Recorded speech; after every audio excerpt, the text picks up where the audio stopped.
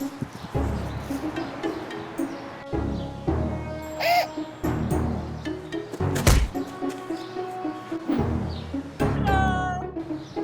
all I can think about is fuzzy animals in space.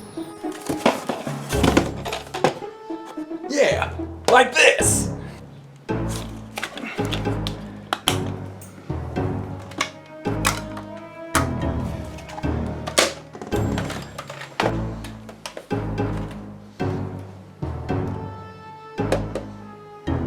Star Fox Assault. This game was released in April of 2005 and was met with mostly positive reception. The story mode isn't very long, it consists of only 10 missions, and over the course of these missions you'll be flying through space, fighting on foot, and driving the Landmaster. First things first, let's create our profile, and there's a limit of 6 characters when entering your name, which is perfect if your name is Crankin'. Only, my name isn't Crankin', it's actually Crank Nug. I just wanted to put my full name into a video game, but it won't let me. Once your name is entered, you choose which control scheme you want to use. There's the default, that shoots with the A button, moving a stick forward and backward moves you like you think it would, but side to side doesn't move you, it turns you. If you want to strafe, you need to hold L. And that's not all. Since the C stick swaps weapons, if you want to aim up or down, you have to hold R, which locks you in place, and then the control stick moves the camera. This setting feels so unnatural. That's probably why it was the biggest point of criticism from reviewers when the game was first released. Thankfully, the second control scheme is your basic controls for any shooter. Move with the control stick, aim with the C stick, shoot with R, switch weapons with A. This works great, but my only complaint is that you can only cycle weapons one way. If you overshoot the gun you want, you have to cycle back through. As for the last control setting, it's even worse than the first one. The control stick moves the camera. If you want to move, you have to press R, and then Fox is off to the races. It feels like you're trying to drive him like a car. What were they thinking with this? It feels a little natural when you're driving the Landmaster, but on foot, it feels like you're trying to ride a unicycle through an obstacle course blindfolded. One last thing, these control settings only go into effect when you're on foot or driving the Landmaster. In the R-Wing, the controls are always the same. Shoot with A, move with the stick, brake with R, roll with L, boost with Y. That's enough about the controls. Let's meet the team. Falco Lombardi, the ace pilot, Crystal, the psychic girl, Slippy Toad, he sucks, and the leader, Fox McCloud. He's a fox, named Fox. However did they come up with that? Oh honey, what should we name our bouncing baby boy? Just call him Human. Okay, Human, time to go to school.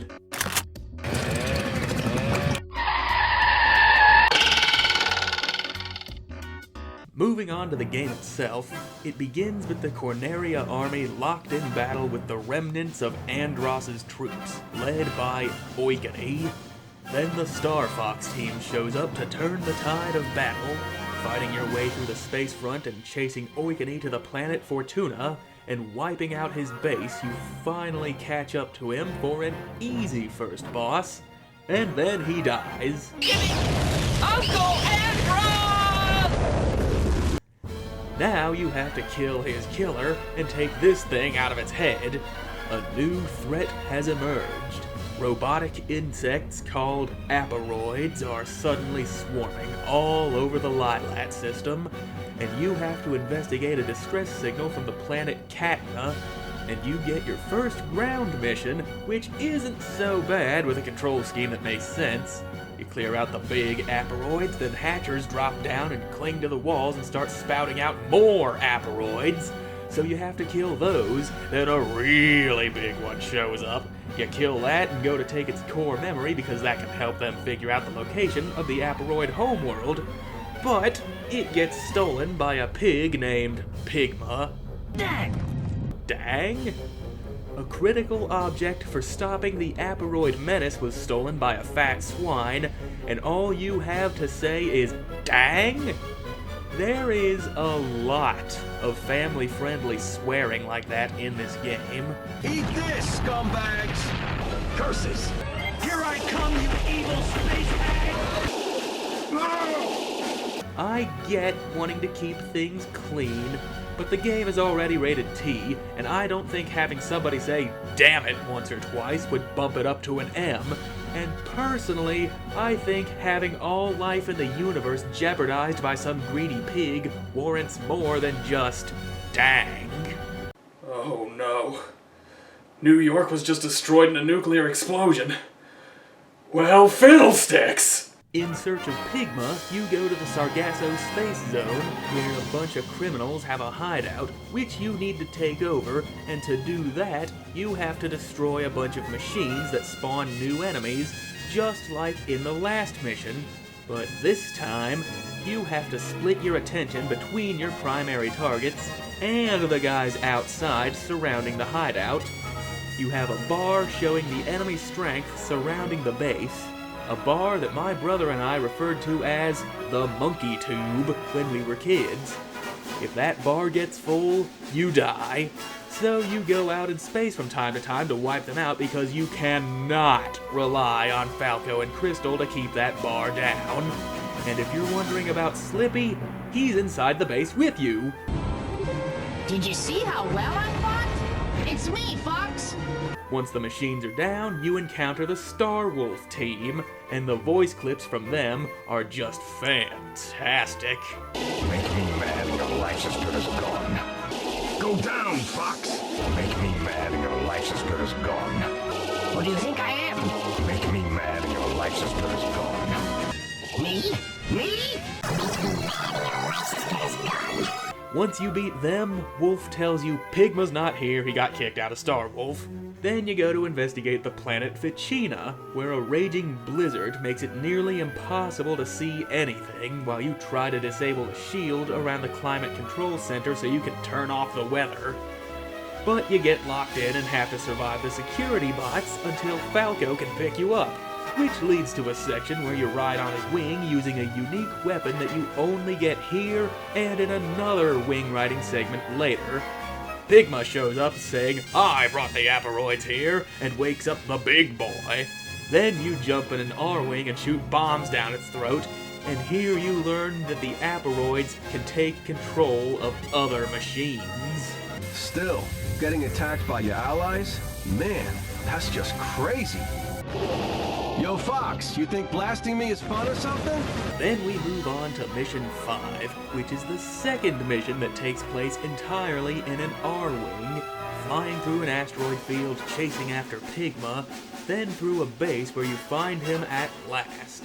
But he's been taken over by the Aparoids, meaning they can assimilate organic life as well as machines. And this is a really good boss. There's a wide range of attacks, and a second phase where you get to shoot him right in the face. Eat those lasers, piggy!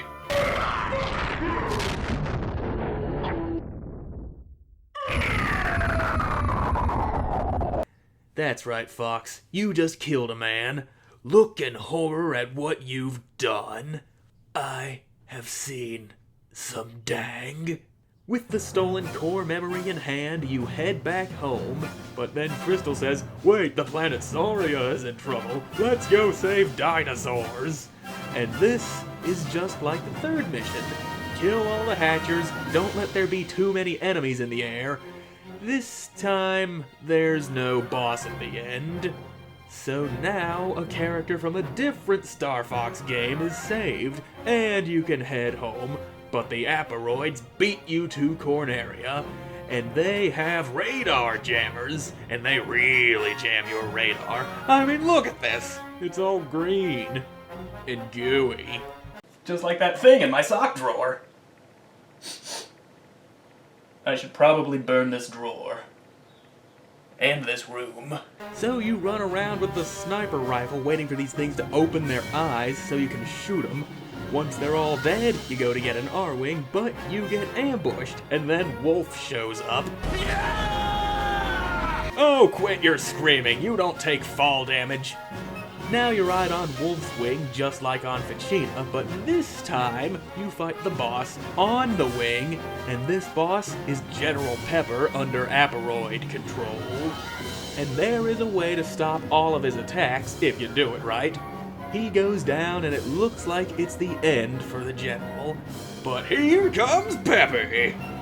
For those of you who don't know who Peppy is, in Star Fox 64 he fought by your side and gave birth to a meme that became so popular that when typed into Google it makes the whole screen rotate, and this being a Star Fox video, it is mandatory that I make at least one joke referencing it before the end.